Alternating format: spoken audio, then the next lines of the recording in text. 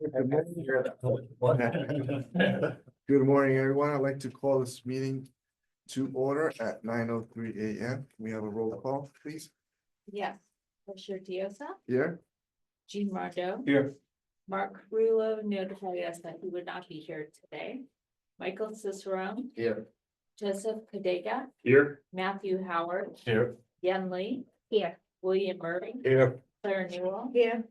Andrew Nada notified us that he would not be here. Ellen Palazzo, Here. Sandra Paquette has not arrived yet.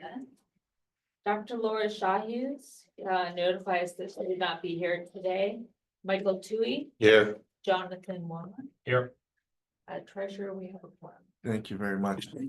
We'll now move on to the next agenda item, which is the approval of the draft meeting minutes and executive session minutes of March 19, 2025 of the retirement board meeting.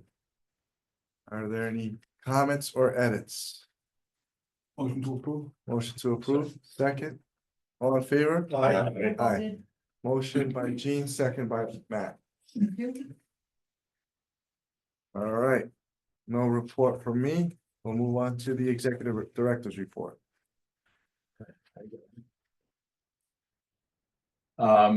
Couple pieces, just so that you'll know, today you'll have an update regarding, the executive search. Jean Rondo, who's vice chair, will kind of update you on that. As well as the, admin committee. We had 3 contracts that were, up and reviewed, so Jean gets to do that again. He's getting, I think, like a line of duty pay or something like that. Double time, yeah, there you go. And the other part, as part of the search process, we are scheduling another governance committee meeting. That will be the week of the 21st, probably because it's right now with eyeballing the 22nd. And then what's gonna happen is for them to review the candidate that they'd like to do for a search, and then we're gonna try and get a board meeting on that same day, so we can approve that conduct. So the goal is to get it quickly as we can, get the contract going with one of the search firms, and then get it out the door and start moving on. With that, if there are any questions for Heidi or myself. Any questions for Frank or Heidi? No, thank you very much. We will move on to the next item, which is the discussion and consideration of a proposed resolution concerning the governor's proposal to not transfer surplus funds for fiscal 2024 to the pension fund pursuant H5076, Article 002, Section 3. We can either table it until Sandra shows up, or we can discuss it now. What's the pleasure of the board? Continue. Yeah, sure. Continue? Yeah. Okay, we have a motion to table until she shows up. Motion by Aldo, second by Jean. All in favor? Aye. So moved. We'll come back to it once she comes back. Once she shows up, I should say. All right, we will now move to the approval of the March 2025 pensions as presented by ERSRI. Any questions, thoughts? I approve. Approved? Second. All in favor? Aye. Any nays? No nays, so moved. Any legal update? No treasurer. Okay.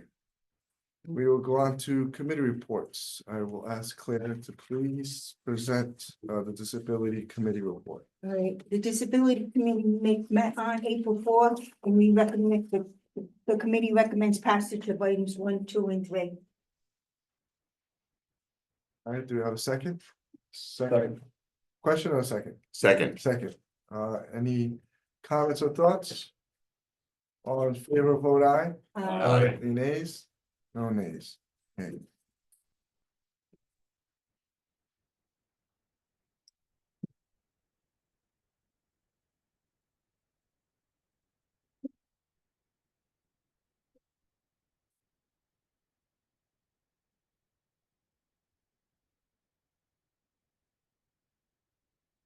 All right, well, she gets together. Well, Jean, do you want to provide an update on the governance committee? Sure.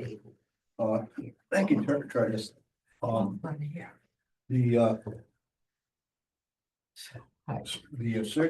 search The RFP for a search firm was posted on March 12th in the Providence Journal and State's procurement site and P&I.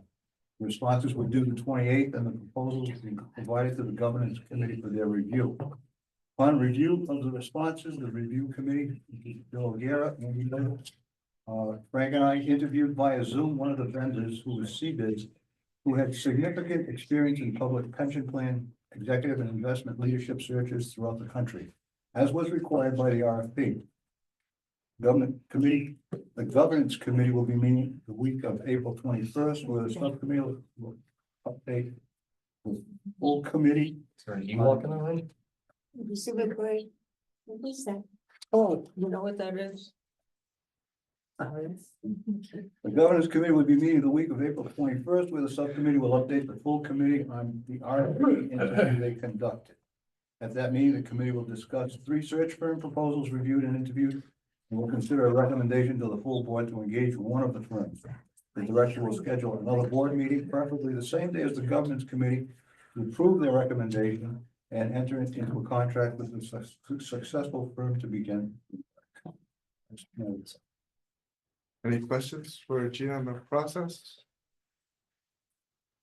Excuse me, if I could just explain, the Department of Transportation decided to close off the exit to 95 South North and Route and Jefferson Boulevard, leaving many people totally worries. confused. We I actually apologize. tabled your item, well, we're gonna go back Yes, to it. thank after you very the much. report. Okay. All right, do you also want to update us on the administration audit risk and compliance committee? Treasurer, if I might, one of the items on there is the executive session. We want to get Sandra's piece off so that we can do the exec at the end, or Okay, it would be item 3 in Jean's report. okay, let's do that then. All right, well, I move to remove the item 5 from the table. okay. A second? Second, all in favor, vote aye. Aye. All right. Well, back to your item to discuss the resolution. We're back to the item discussion and consideration of a proposed resolution concerning governor's proposal to not transfer surplus funds for fiscal 2024. I'm sorry. Could you repeat that, please? We're back to the resolution that you had presented in front of the board. Right, It's an but which is update. now put into a far more legal type of document, yes. Yep, and it's in your package. Yes, Yeah. yeah, okay, yes. I certainly think that this is very well written, and I certainly do agree and go along with it 100%. Thank you. Okay. If there's no other discussion or items to include or modify, I'll take a motion. Make a motion to submit and move forward with it as written. Okay, I'll I'll second. go second.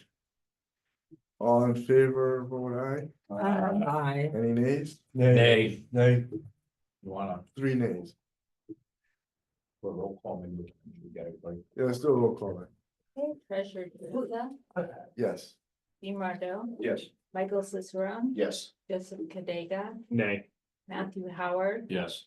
Yen Lee, Yes. William Murray, No. Claire Newell, Yes. Alan Plazo, Yes. Sandra Paquette, Yes. Michael Tui, Yes. Jonathan Wong. No. All right.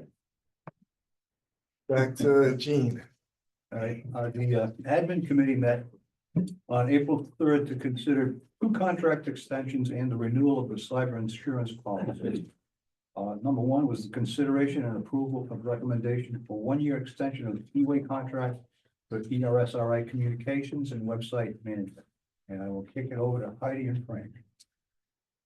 Okay, so this is for discussion and consideration. For some background, the original E-way contract started in 2021 for a period of 3 years.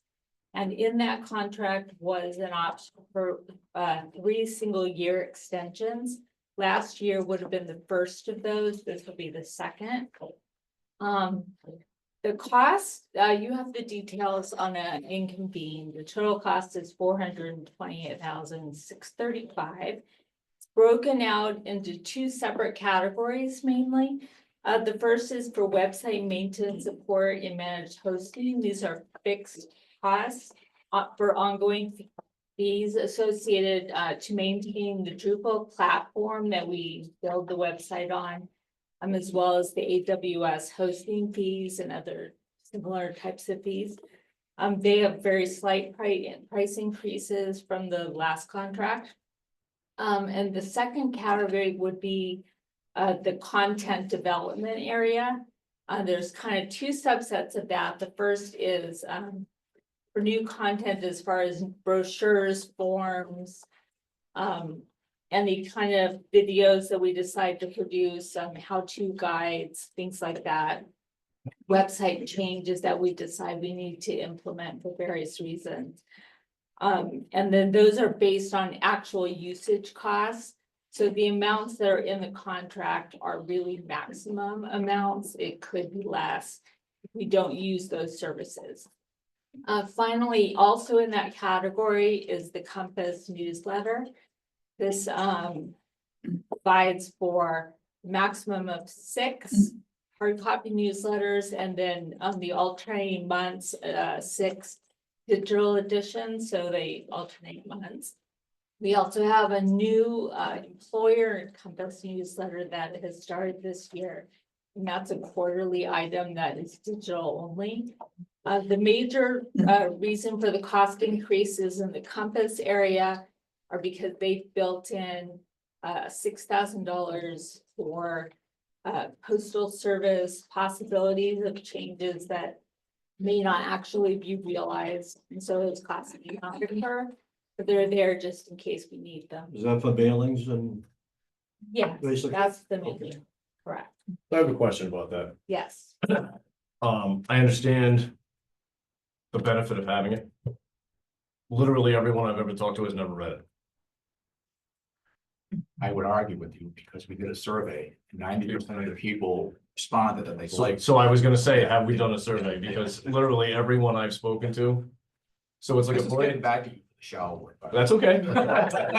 Hey, so, but I look at it as like a political mailer. You have from the time you get from your mailbox to the trash can, right, to grab somebody's interest, right? So, and maybe the people I'm talking to are just messed up, but I've yet to meet somebody that has actually said, oh yeah, no, I read that. You know what I mean? So we're spending 350 grand a year on something that I don't know if it's getting where it's supposed to. I think I hate to use the word older population, my interaction has been that they do read it, but the survey. So what are you saying, the older population? You're gonna have to turn that camera on. You know. No, no, I just like to clarify. You wouldn't be on the. Go ahead. We did Excuse have. me. Oh, sorry. I'm sorry. Say, we did Oh. a survey in November and December, and at the total respondents, it was weighted about 75% retirees, 25% active members.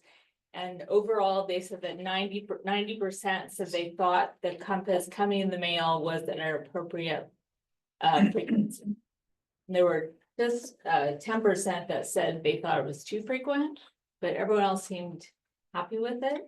But that was based upon a population that is reading the Compass. So in other words, when you say 90%, it is not 90% of retirees. It is 90% of the people who responded. So you can see, if that is correct, am I correct in saying that? It's. Correct. So 90% therefore, you are not meeting the population that Matt is talking about, the people who don't read the Compass, who did not respond. So you shall take that into consideration, Frank. So I don't think that those are actually valid statistics, because they are not based on the population. And my subcommittee, which Brenna is chair of, had a motion that had not yet been resolved as to whether or not we should reduce that to 4 times a year, as opposed to just eliminating it. Perhaps 4 times a year would indicate a significant savings, and again, that's money that would remain within our pension trust. And that's something that the Member Services Committee will be looking at, and when they finalize the current year's communications plan, that will be part of it. These are really maximum amounts that are allotted, and based on the current communication plan that's in place, we have been going with the every other month type of schedule. So this, And that's what these numbers are based on, but these are only gonna be utilized if we actually do that. If we end That up was my ultimate only question. sending 4, these costs will be lower. I got a question for, I guess, Matt or Sandra or Al. If they don't read it, why don't they read it?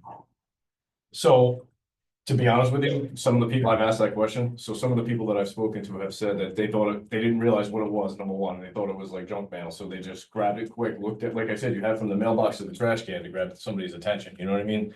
So, some people just discarded it and they're like, what are you talking about? You know, and other people read it once or twice and felt like it didn't really provide them anything of value, so now they just don't look at it.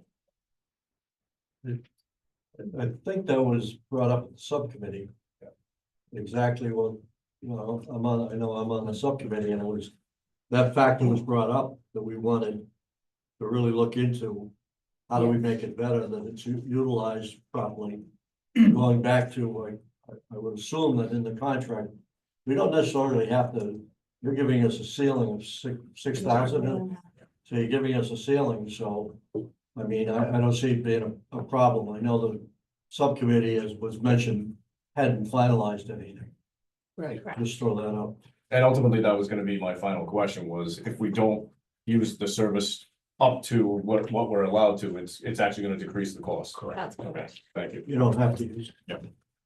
A little anecdote, so I'm a former North Carolina state employee as well, so I get the mailer from here, I get the mailer from there. They come like week after each other, so I don't know, the frequency is the same as North Carolina. I'm also, by the way, like, if like ever you guys want to see what the North Carolina mailer looks like and copy it or not copy it or think they're bad or good, happy to bring it in. Yeah, that's a good idea. I think it's a good idea. Yeah, the committee, subcommittee. All right, yeah, I'll be a spy and bring in the North Carolina version of the big thing. That's great. A part of what happened originally, or when we did a survey in 2019, was done by Siegel. And it's hard to get people to respond to anything. So that's just the nature of the beast. You're not gonna get 100%. I think it's really like a 40% participation in the survey, which they thought was pretty good considering. So you're never gonna get the whole population. But that bigger number was saying they didn't get enough information, they didn't know, the website didn't have any information. So the goal that the board had gotten from the communications consultant and from Siegel was, you gotta get members to engage with you. You have to stop putting in. So, I give it all the credit to Heidi, but there is the TIA information on there. There's when we have legislation that's inside there. So we're trying to keep people engaged. Because what we learned is, where did people go to ask for their benefit information? Their friend or their HR person. And those could be, trust me when I tell you, I was told, I'm like, I know, but that's not what the statute says. So the point was to get them engaged, whether they read it, want to call us, whether they jump on our website. So that was kind of the big factor that was out there. The other part of the equation, we don't have a lot of email addresses. We've got 25,000 out of 60,000 people. So how do I get to these people? So I've got to get a hard copy out because our addresses are better than our email addresses. So the point was, we've got to get a hold of people to ensure that they're engaging. And then we clip the other piece. As time goes on, I'm sure that you'll have that situation where more people will start driving into seeing things online versus seeing a hard copy. I can tell you, a former employee, actually Heidi's predecessor, we used to have this casual fight over everything in email. And quite frankly, what you're saying gets thrown out. I do the same in the morning, with breakfast. I'm killing it all. I feel like a bazillion, Right. Gmail pieces. kind of a piece. I like the hard copy. I like to sit there and read it with my cup of coffee and go down and see what's there. So how many are me out there? Oh, you know, that's a hard number to get, but the bigger part of it was trying to be a good fiduciary and keep the membership engaged.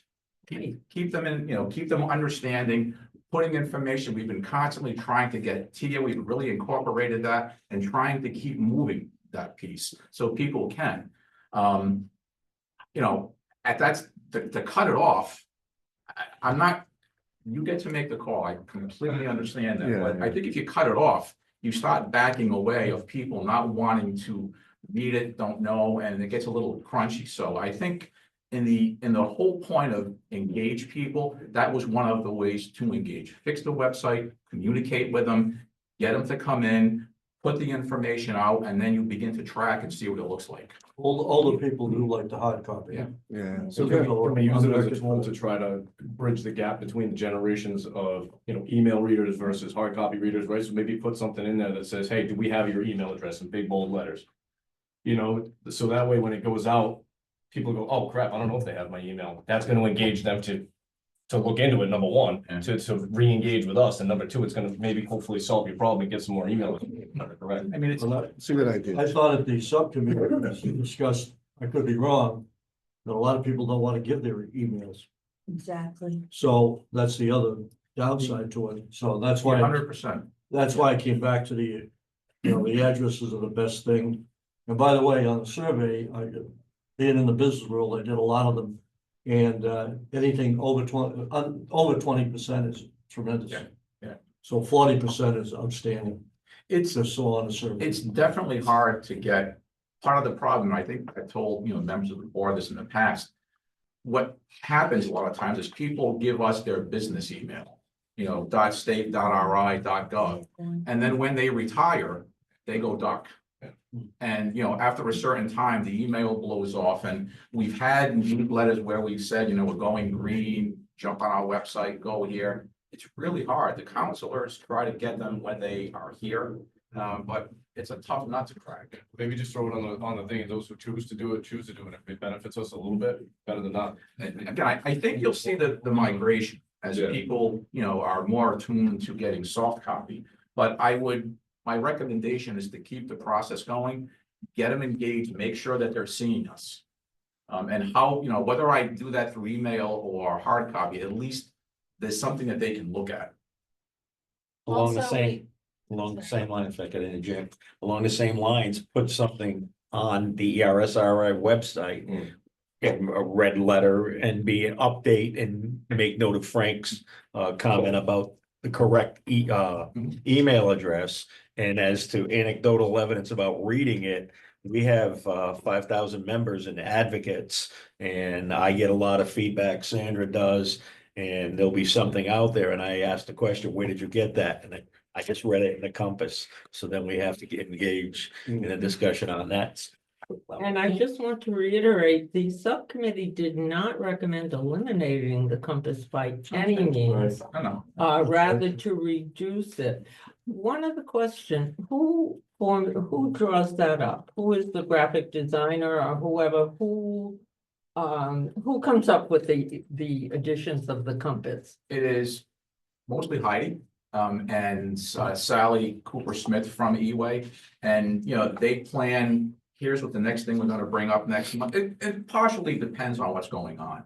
Okay. You know, if there is legislation, we want to kind of trigger that.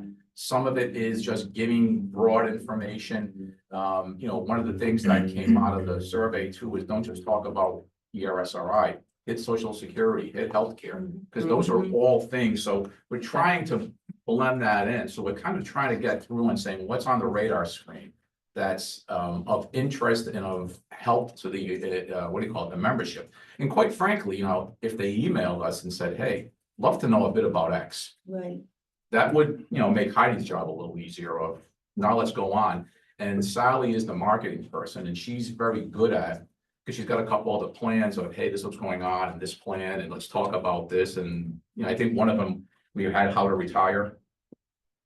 Yes. Had a big grid inside there. So we're trying to pump as much information at them. And I get sometimes it can be information overload. But I'd rather be at that stage than saying, I didn't hear anything, I didn't know anything. Right. So, But I'm just thinking if there were a way to make this so that, again, I know, I read the compass, but so many you emails that I points for get. by the way. See? But so many emails that I get, it's just, oh, no, and as Matt said, you just throw them out, and I think some people, if there were a way to indicate somehow vital I don't know, I'm not, certainly not in the area of any kind of, printing or marketing, but something maybe to make it a little different every month or something catchy so that people. If we're going to continue it, then and our goal is to have far more people reading it, then maybe the format needs to change a little. It's a lot of good feedback for you to bring back to the Well, committee. I think Sally's, wasn't she the one that was on the, Yes. Yes. yeah, and Sally seemed to get it from what I could, gather. That she understood all this and she was looking into it and she obviously knew what she was talking about. Mhm. So I think all those points came up very clearly. And I know we haven't had a meeting since, so I don't know where it sits, but. Claire, you want to say something? Yeah, I've had positive feedback from most ASME members, I mean, both retirees and active. It's so funny, you go to work every day and you don't think about retirement until like it's on your doorstep. So it's very informative to some members, like, I couldn't believe how many people don't even set up their own account. Like, I keep banging that to them, that's your account, you need, and I just wanna say, it's come a long way from where it's been in the past, but I love it, and so do my members. I think one of the updates that will be happening in the system is it's gonna change the way that you log in to the website. And it's, instead of having a number, it's gonna ask for your email address, and that's gonna be your login. And what that will do is actually give us your email. So, we'll be able to, it'll be the way you log in, but I can grab it, and then I've got a much bigger number. And then you can start moving into, bagging off the hard copy and ramping up the technical piece, but, at the same token, and I don't recall the gentleman that was on the disability committee, he retired, his name will come to me. Yeah, and he worked at, he had a couple of guys, I think he worked in the Woonsocket Yeah, school. with Dr. Tom Lambert. And he said, he's got a couple of guys who are on like the DOT crew who have email addresses. He says, I'm not sure they ever opened up their email. So it's probably like 10,000. So you kind of, the goal of the communication is to hit the lowest common denominator. Who's the person who doesn't have an iPhone, who doesn't have any technology, and that's what they read, all the way to the person who gets alerts on their, their watch to see what's going on to read it. So the goal is to try to get everybody, and make sure you're making communication. But again, I think the big picture is as time goes on, it'll begin to shift. And, as Heidi, again, I give her all the credit. And then, I think over time, the committee will make that judgment and say, we're getting a bigger piece. I think she gives us too data on what they click on the website. Correct. Yeah, Yeah, we have. so. That's it. Any further discussion on the consideration approval recommendation for 1 year of extension for E-Way? Make a motion? I'll second. Second, all in favor, vote aye. Aye. Any nays? No nays? Okay. Gene, go on to tell us. Okay, we also discussed the consideration and approval recommendation for TELUS IT Pension Administration System Contract Renewal. Again, I'm turn it over to Heidi and Frank.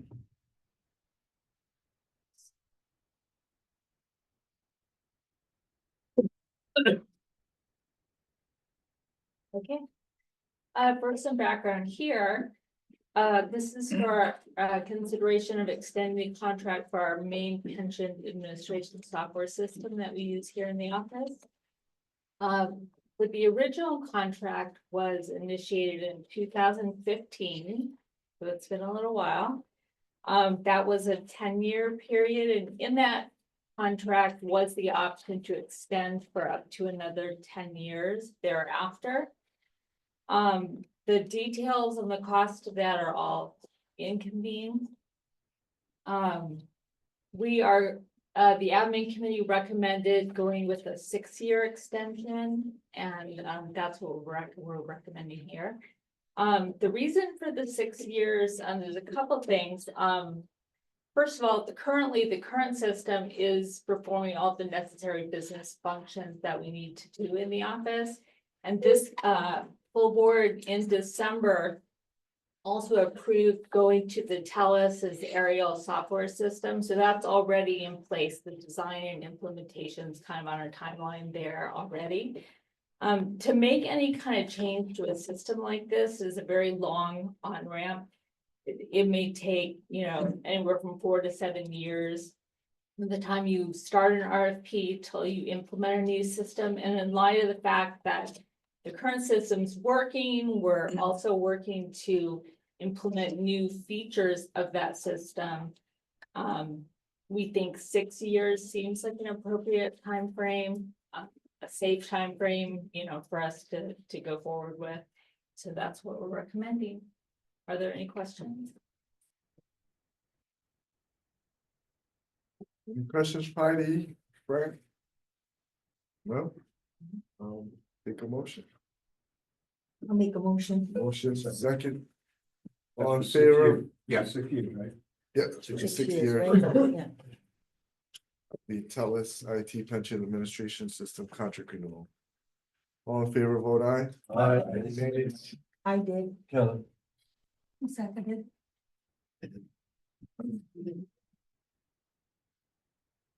All right, And on to the finally, next. consideration and approval of recommendation of the 2025 policy premium on ERSRI cyber insurance. During that meeting, it was brought up by Joe Cadega that we should, because of the sensitivity of the matter, we should go into executive session. And accordingly, I will ask for a motion to convene an executive session pursuant to Rhode Island General Laws 4246 5A3 to discuss matters regarding security, including but not limited to the deployment of security personnel or devices. motion, We need a roll call on this one? Yes. Treasurer Diaz. Yes. Jean Margot. Yes. Michael Cicero. Yes. Joseph Cadega. Yes. Matthew Howard. Yes. Yen Lee. Yes. William Murray. yes. Claire Newell. Yes. Alan Plaza. Yes. Sandra Paquette. Yes. Michael Tui. Yes. Jonathan Wilmer. Yes. There needs to be a second on that Yeah. motion. Yeah, it Second. was motion second by Claire. Yeah. All right, we're gonna ask all the public to leave the room, please.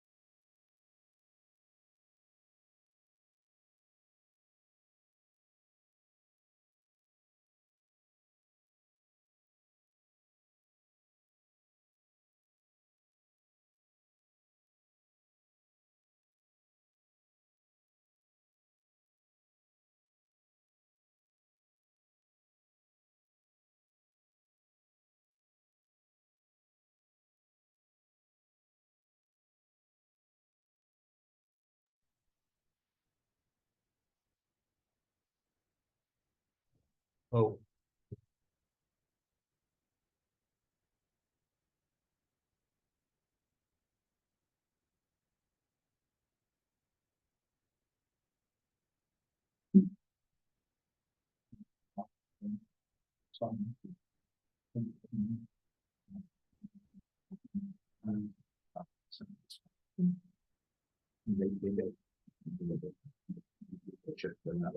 I just noticed, well, what the heck, there's something from you saying.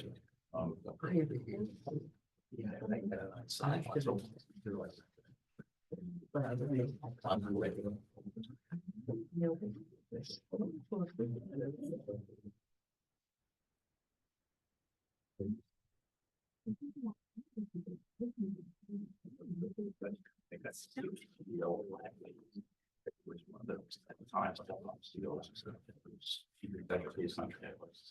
His whole radar was pulling over here, it was the song. He says, "This, I put it in Wall Street Journal, I got a camera." No, he says, my goal is to make behind investors money. Yes. So it's like, no, and then that's. And I was told. All right, we are back into. Yeah. We're now out of executive session and back into public session. Gene? Okay, thank you, Treasurer. On a motion made by Joe Cadaga and seconded by Claire Newell, it was unanimously voted to accept the recommendation of the Administration Audit Risk and Compliance Committee to authorize the Executive Director to accept the recommendation of the insurance agent, broker, and executive director to renew the cyber insurance policy with Coalition under option 2 at a cost of $104,000. Also, on a motion made by Bill Murray and seconded by Claire Newell, it was unanimously voted to exit the executive session and reconvene in open session. All right, may I get a motion to adjourn, Can I ask something? please? I was wondering if we know how our investments are doing with the tariff implementation. I know You that. really wanna know? Oh, look at the Well, I wish time. they would. Well, Not good. Well, no, yeah, it's since good, the past month. but is it the- as bad as you The think it is? funds, yeah, the funds lost about 4.5%. Equivalent about It's not bad. 500 It'll be million, worse, right? Yeah. $500 million in dollars. So we're monitoring it and. I think it might be appropriate, if you like, for the next meeting, to get our CIO just for an update. If you like, yes? That's okay. Yes. Yeah. Yes.